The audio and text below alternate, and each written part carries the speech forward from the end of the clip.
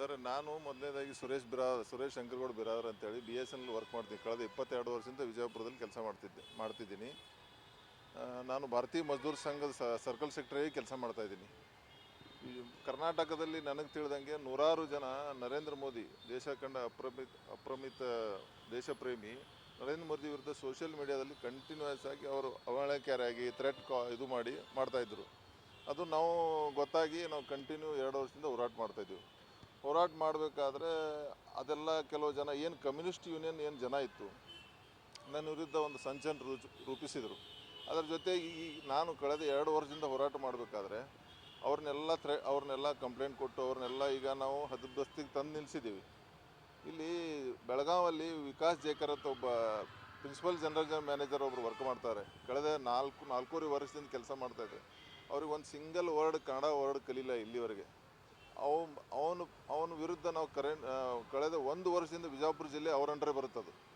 ಬೆಳಗಾವು BA business area ನಮ್ಮದು ಬಿಜಾಪುರ ಅವ್ರ ಅಂಡರೇ ಬರೋದು. ಕಳೆದ 1 ವರ್ಷದಿಂದ ಆ ಮನುಷ್ಯ ಬಿಜಾಪುರಕ್ಕೆ ಬಂದಿಲ್ಲ ಅಂತೇಳಿ ನಾವು BMSದವರು ಒಂದು ದಿವಸ ಧರಣಿ ಹಾಕ್ಕೊಂಡಿವು. ಮತ್ತು ಯಾವುದೇ ಮೇಲ್ ರಿಪ್ಲೈ ಮಾಡಲಿಲ್ಲ, ಫೋನ್ ಕಾಲ್ ರಿಸೀವ್ ಮಾಡಲಿಲ್ಲ ಅಂತೇಳಿ ಅದನ್ನೇ ಮುಂದಿಟ್ಕೊಂಡು ನನ್ನ ಸಸ್ಪೆಂಡ್ ಮಾಡಿ ಮತ್ತು ಕಂಪಲ್ಸರಿ ರಿಟೈರ್ಮೆಂಟ್ ಆರ್ಡರ್ ತೆಗೆದ. ಈಗ ನಾನು ನರೇಂದ್ರ ಮೋದಿ ದೇಶ ಕಂಡ ಪ್ರಧಾನಮಂತ್ರಿ ವಿರುದ್ಧ ಯಾರೂ ಏನೂ ಮಾತಾಡೋಂಗಿಲ್ಲ. ಈಗ ಕರ್ನಾಟಕ ರಾಜ್ಯ ಸರ್ಕಾರದ ಯಾರು ಮುಖ್ಯಮಂತ್ರಿ ವಿರುದ್ಧ ಮಾಡಿದ್ರೆ ಕ್ರಿಮಿನಲ್ ಕೇಸ್ ಆಗ್ತದೆ, ಅರೆಸ್ಟ್ ಮಾಡ್ತಾರೆ. ನರೇಂದ್ರ ಮೋದಿಯಿಂದ ಕಳೆದ 3-4 ವರ್ಷದಿಂದ ಇಷ್ಟೆಲ್ಲ ಆಗ್ತಿದ್ರು. BJP ಒಬ್ಬರು ನಾಯಕರು ಇಲ್ಲಿವರೆಗೆ ಏನೂ ಚಕಾರ ಎತ್ತಾ ಇಲ್ಲ. ಅವ್ರು ಏನು ಉದ್ದೇಶ ಗೊತ್ತಿಲ್ಲ. ನಾವು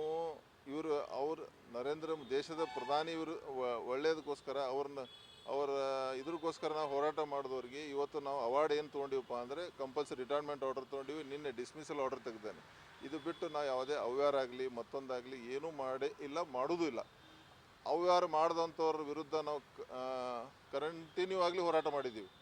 ಭ್ರಷ್ಟಾಚಾರ ನಿಲ್ಲಿಸಿದ್ದೀವಿ.